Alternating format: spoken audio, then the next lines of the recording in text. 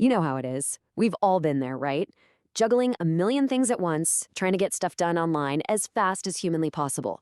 But what if that rush, that need for speed, leads to one tiny little mistake? It seems like nothing, but that one typo could be the most expensive one you ever make.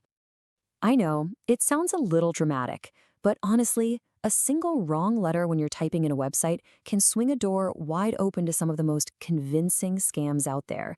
And for some people, the answer to this question is, unfortunately, a big, devastating yes.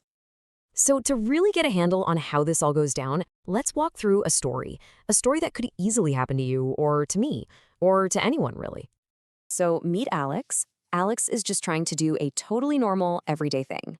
Check their bank account online. But, it's one of those mornings. They're in a hurry, they're multitasking, and their mind is just somewhere else. And that split second of distraction, that's exactly where the danger starts. So in that rush, Alex quickly types in their bank's URL. But take a really close look at the screen here. The mistake is so subtle. Instead of America with an M, they've typed Anerica with an N. See it? It's an error literally anyone could make, and it's the exact little crack that scammers are just waiting for. Okay, so Alex hits enter, and what pops up next is where the trap snaps shut. Because we're not talking about some clumsy, poorly written scam email. Oh no, this is a perfect visual illusion. The website on Alex's screen looks exactly like their bank's real website. I mean, it's a pixel-perfect copy. The logo is right, the colors are right, the login boxes are right where they're supposed to be. There is absolutely nothing that immediately screams this is fake.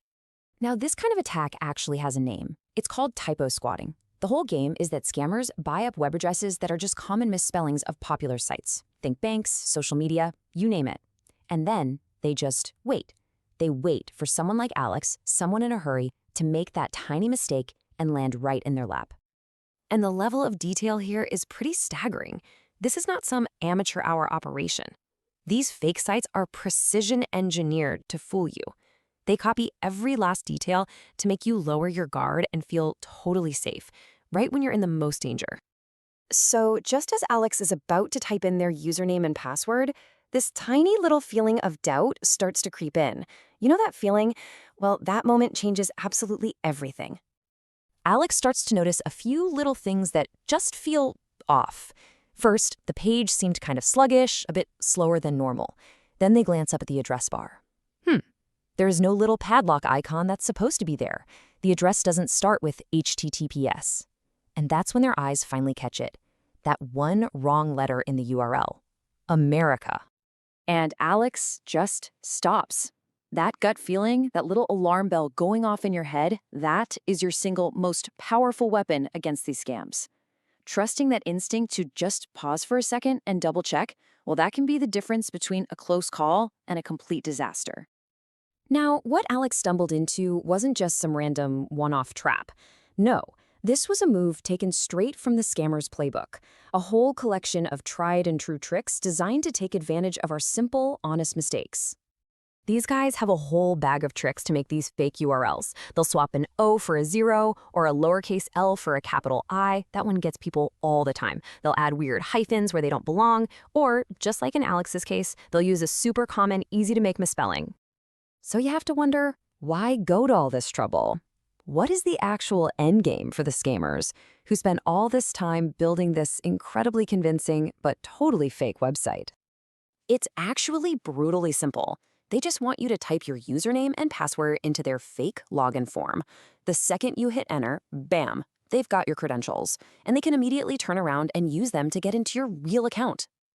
Thankfully, Alex paused. And that pause created this crucial little window to fight back. So here's what Alex did next. And it's the exact same set of steps we can all use to keep ourselves safe. So instead of just closing the tab and, hoping for the best, Alex did something really smart. They copied that suspicious web address and pasted it into a website safety checker to get a final, definitive answer. And there it is. Big, bold, red letters. The tool confirms it in an instant. This is not the real bank. It's a known phishing site built for one reason and one reason only, to steal your information. Just think about what that one moment of caution prevented. Alex didn't just dodge a little headache. They sidestepped a whole cascade of potential disasters: an empty bank account, the nightmare of identity theft, and getting locked out of their own financial life. So, really, it all comes down to a simple 3-step habit. First, really inspect the URL. Don't just glance at it. Second, always look for those little signs of trust, the padlock and the HTTPS. And third, if there is even the tiniest flicker of doubt in your mind, use a safety lookup tool. Don't ever guess. Look, at the end of the day, your security shouldn't be so fragile that one misplaced letter can bring it all crashing down. By just staying alert and building these simple habits, you take back the control. You make your digital life a fortress. So I'll just leave you with this one question. We're all going to be in a rush again tomorrow. That's just life. But after hearing Alex's story, will you remember to take that one extra second to check? Because that 1 second, it really could be everything.